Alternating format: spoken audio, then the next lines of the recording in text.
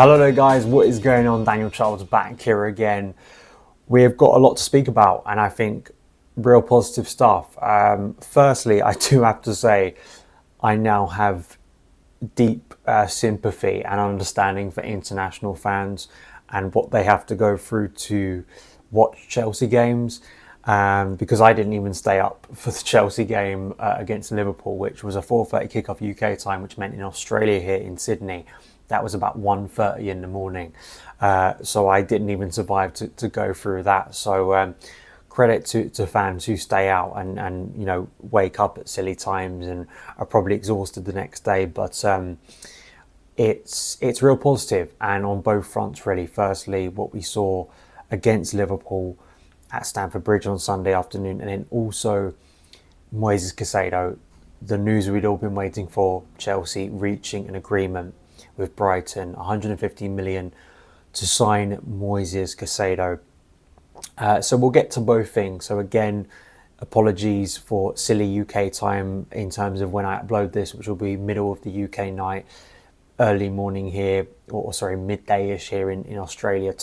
Time is just mental. Hopefully, next week I'm heading back to the UK. And to be fair, there was a bit of me that was missing Stamford Bridge even before the game. Just seeing everyone, seeing people I know go to the bridge. It's I'm excited to be back at Stamford Bridge next week, probably for the Luton game, I think it is. But let's start with Liverpool. I was really happy with the performance because it followed on from pre-season. I think a lot of people can sort of dismiss pre-season and go, it doesn't really matter.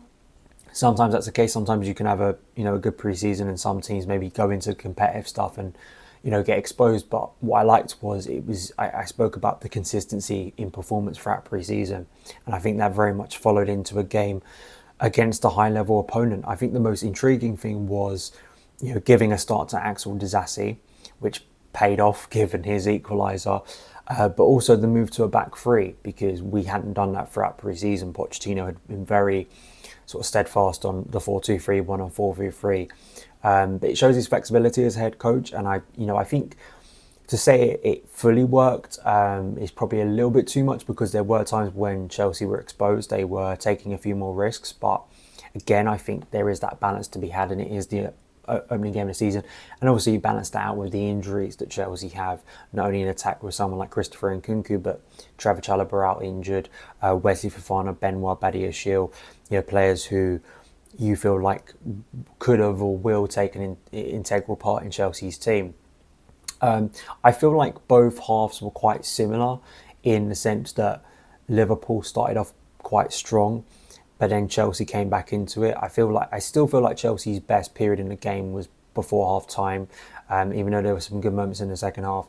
And I just want to talk about certain performances. I think let's start with the negative. I think the opening Diaz goal was a brilliant pass by Salah and a great finish by Diaz, but I wasn't too happy with the marking on the right side and the ease to which Liverpool got through. And to be fair, that happened a few occasions. Chelsea's, and this is getting to Caicedo obviously, as I was concerned about the gaps, and the lack of balance in midfield and having someone who can very much cover space when you are moving players forward and you are relying on Ben Chilwell and Reece James to get up there and assist and help with the attacks. But then when you're against a team as dangerous as Liverpool, with players like Mohamed Salah and Luis Diaz, you do leave yourself exposed. And I felt that back three at times was exposed in that first half. And I felt that just the covering on the right side, especially from Reece James, I don't think was amazing. How free Diaz was to get the run there. And then also the ease to which Liverpool broke out of sort of a half-hearted, it felt like Chelsea press. It wasn't that intense and were able to get up the pitch very quickly. So negative, we go 1-0 down, almost 2-0, but it was offside. And I think I credit the defensive line there for Salah, that it was a good defensive line, even though it was a close offside. Let's get to the positives in terms of performance. Firstly, I think, Ben Chilwell, if he scores that goal, I mean, just the being told how, and you could see it on the highlights, and you could see it on the way the fans were celebrating that second goal. It was a shame that it was ruled out rightly for offside. How crazy Stamford Bridge went there, and also for the Disasi goal. I mean, I thought that just how direct Chelsea are, how alive they are, and I felt that from a mentality point of view, you contrast this game to so many last season, Chelsea going 1-0 down. I felt so many times like last season was a killer blow. Even if Chelsea had gained some momentum in the game, the fact that they came roaring back was a really, really good sign. And really strong, and Disasi, looks like a physical presence. He looks like someone that is going to cause problems in set pieces. Really good anticipation from him. Great finish. Great to see how passionate he was and happy to score that goal, and for his teammates as well. But I thought Ben Chilwell, again, just the runs he makes, those runs are just devastating. And I think it's just so hard, especially when he's playing as a wing back as opposed to a left back, but you can do it as a left back as well. It's just very, very hard to mark those runs because he just loves popping up in areas where you wouldn't probably expect a left wing back or a left back to be. I mean, there is a bit of a Marcus Alonso about it, but I think Chilwell is just so explosive. He's so dynamic and he's so relentless with the way he's able to get up and down the pitch as an athlete. He's just perfect for what Pochettino wants to do. And I also thought on the other side, of course, Reece James, I felt the way he linked up with Nicholas Jackson and particularly Raheem Sterling, some of the crosses he was able to put in, Reece with the captain's armband looking brilliant. And I do want to give credit to Raheem Sterling because so many people were, saying we should sell him throughout pre-season because he didn't have, admittedly, a good pre-season compared to others. He was probably one of the losers of pre-season if you were to tally up the performances. But I did say way back before pre-season that I thought that the experience of Raheem Sterling would be something that Mauricio Pochettino would rely upon. And I think this game proved it, and I felt that his performance justified his selection. It really did. His passing, some of the passes through to Enzo Fernandez earlier in the game, his link up with Reece James. I thought Raheem Sterling, and also in the second half, a chance that also was linking up with Enzo Fernandez and went to Ben Chilwell that I think Alisson saved. All of that combined, I think Raheem Sterling showing on the right side actually that there is still a lot of quality there to be had, and could have forced an own goal from Trent in the first half. So very impressed by Raheem Sterling. I think the man of the match is obviously, from a Chelsea perspective, is Enzo Fernandez.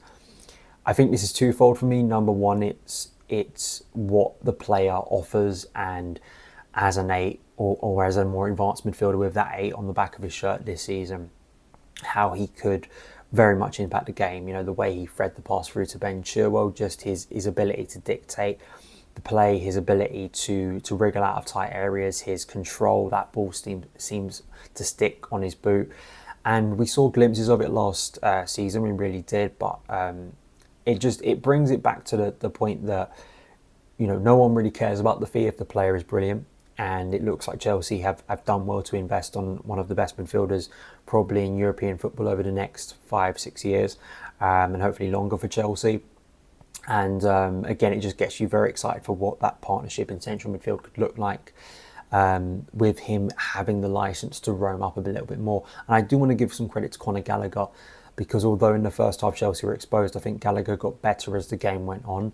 And I think Gallagher deserves credit again for going in to maybe his not favoured position. I don't like him deeper, but given the circumstances, given the waiting for the guy who's going to play there to come in, I thought, Gallagher so willing, so determined to make some key interceptions in the second half.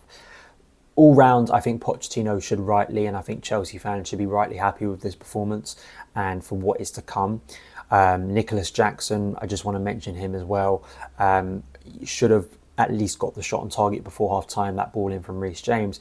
But we saw it in the second half. His direct running is going to be a real threat on transition, especially when you're playing against teams who want to attack you. But I just thought in terms of a centre forward linking up, creating a focal point, creating an aggressive focal point for Chelsea's attack. I mean, it's something that we so desperately lack. And again, moving on from a good pre-season, really, really good and encouraging for Nicholas Jackson. And I'm pretty sure with the way he was playing on Sunday at Stamford Bridge, I think that goal will come very quickly, because he just seems very involved in the game. He just seems very influential, effective is the word I'd used about Nicholas Jackson throughout pre-season, and I think it's very relevant for this game as well. The other piece of big news, obviously, you can't forget about it, is the Moises Caicedo news, and it very much ties in with the Liverpool game and the optimism and enthusiasm of the negatives and concerns about that game in terms of transition, but also for the benefit that Caicedo hopefully is going to have on this Chelsea team. David Ornstein reporting this, that Chelsea have reached an agreement, £115 million. Caicedo has a medical booked for Monday, that's UK time. So probably by the time you're watching this, if you're in the UK, it will be happening with Chelsea. The deal is expected to be completed on the same day, with the player set to sign an 8-year contract with the option of a further season. We have been through a lot of my feelings about this and feelings about the player. It is a stupid amount of money. And there is a way to look back at this as a way for, once again, the new ownership to think about their transfer strategy. Because for the second summer running, Chelsea have paid a lot more than probably is worth for one of Brighton's key players. Hopefully this one is a lot more successful. But at the same time, I think with the way this deal was played out, if we're going to be more objective and less just excited about a player coming in, I think a lot of people have brought this up. You need to be getting a director of football in there. The current sporting directors fumbled this because all of the reporting suggests that on the 11th hour, it was Beid Adigbali and Todd Bowley who came in, a bit like last summer, and that is not the situation they want to be in, because everything we know suggests they want to get expertise in. And it's quite damning on, say, someone like Paul Winstanley. I think it's always difficult because, unless, when we judge players, we're seeing performances right in front of our eyes. But even then, we're not seeing them at training. I guess the problem is with a sporting director sometimes, we're not in those rooms. I don't know him personally. I don't know, it sometimes can be harsh to really go at a sporting director, but just the perception I have of the information we have on this deal, and given the previous relationship Paul Winstanley has, you see the way we've dealt with Monaco, right? And you'd assume that someone like Lawrence Stewart, with his previous connections at Monaco, mean that deals for Disasi, deals for Benoit Badiashile could go through quite smoothly.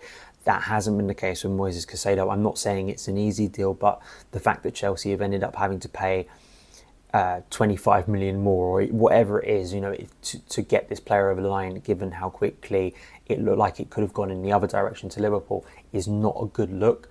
And Chelsea, I keep on saying this, I think Chelsea in the market, we have to start looking like we're adding value. And listen, if he turns out to be Enzo Fernandez, in the sense of it becomes very clear, and I think it will, because this is a key player that needed to get done. But I think there is a reason to kind of step back and go, once again, are our processes that good? Are they, in negotiations, are we doing the right things? Why is it that Chelsea keep on having to spend this exorbitant amount of money? And it needs to stop, right? Because you don't want to be in a situation every single year, and especially with FFP, where you're coming under scrutiny there, obviously, even now. But then also, I don't think it says a lot about your squad building if every summer you're having to spend loads and loads as Chelsea have. It doesn't show the sign of a valuable squad. It doesn't show the sign of you making correct decisions in the transfer market. But as the player, I think it's amazing. I think it's just one of those deals that makes so much sense, ticks so many boxes. I think will bring a profile to this squad that we haven't had since Nemanja Matic. And as I said the other day, Nemanja Matic and Moises Caicedo are not the same player, but just in the sense of the way when Matic came in, I'll never forget his performance against Man City, how the level of our performance went up, how the aggressiveness we had in central midfield. It just felt like things clicked into place, and that's what a midfield should be, the balance that it gives you. And I think when you couple the optimism we've had throughout pre-season, the optimism you should have going toe-to-toe with Liverpool, showing our ability not just to sit back and defend, but actually attack them, and then think if you get the profile of player, which is Moises Caicedo, within that system as well, I think it's very exciting, and I think there's a lot to be optimistic about this season, to watch a Chelsea team that we're going to be happy with, we're going to enjoy watching. That's the one thing I've heard from several people, is they're excited about the next game. Every game last season, it was like dreading the next game, or even if we did win earlier in the season, it was by the skin of our teeth. It was luck. I think Chelsea should have won that game probably on the balance of play, but it's a really, really strong start. And we'll see how it goes in terms of the rest of the transfers. Let me know your thoughts. Thank you for watching, and I'm excited now. I'm ready to get back to the bridge and watch Poch Chelsea ball live in action. I'll see you again very soon. All the best.